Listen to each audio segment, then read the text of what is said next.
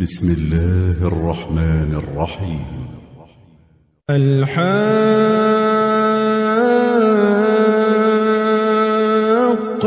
ما الحاقة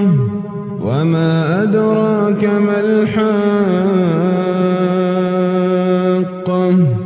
كذبت ثمود وعاد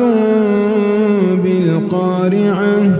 فأما ثمود فأهلكوا بالطاغية وأما عاد فأهلكوا بريح صرصر عاتية سخرها عليهم 7 ليال و8 أيام حسوما فترى القوم فيها صرعى كأنهم أعجاز نخل خاوية فهل ترى لهم من باقية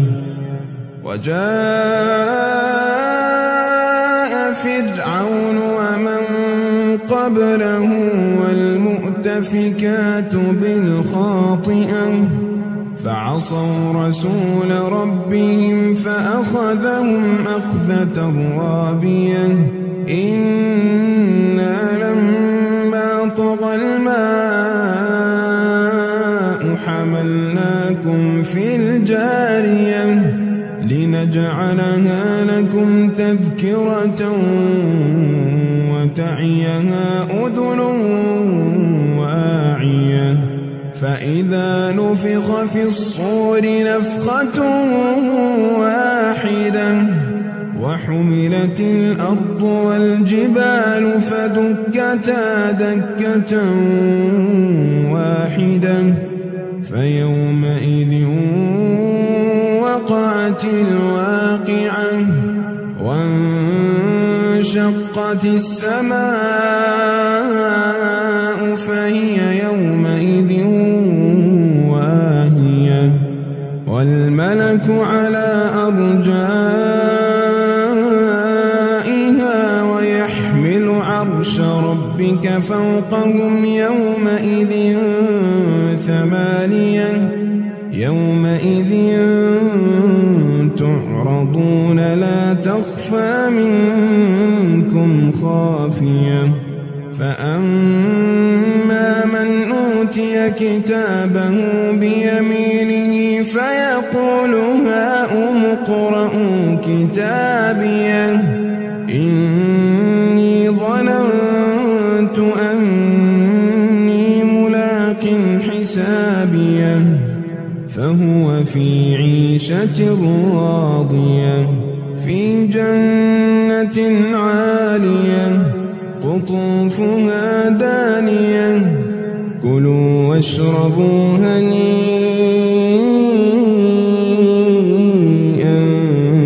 بما أسلفتم في الأيام الخالية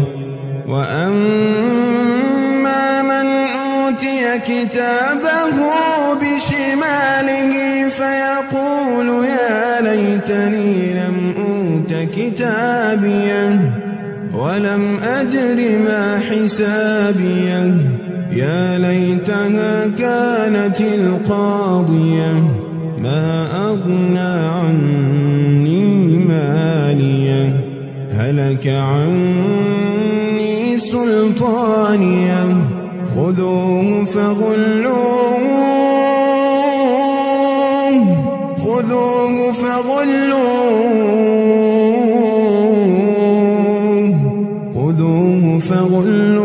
ثم الجحيم صلوه ثم في سلسلة ذرعها 70 ذراعا فاسلكوه إنه كان لا يؤمن بالله العظيم ولا يحض على طعام المسكين فليس له اليوم هاهنا حميم ولا طعام إلا من غسلين لا يأكله إلا الخاطئون فلا أقسم بما تبصرون وما لا تبصرون إنه لقول رسول كريم وما هو بقول شاعر قليلا ما تؤمنون ولا بقول كاهن قليلا ما تذكرون تنزيل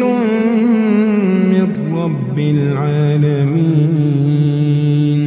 ولو تقول علينا بعض الأقاويل لأخذنا منه باليمين ثم لقطعنا منه الوتين فما منكم من أحد عنه حاجزين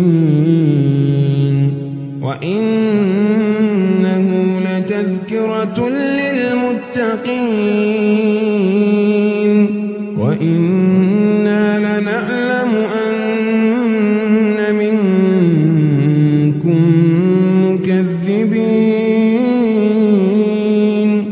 وإنه لحسرة على الكافرين وإنه لحق اليقين فسبح باسم ربك العظيم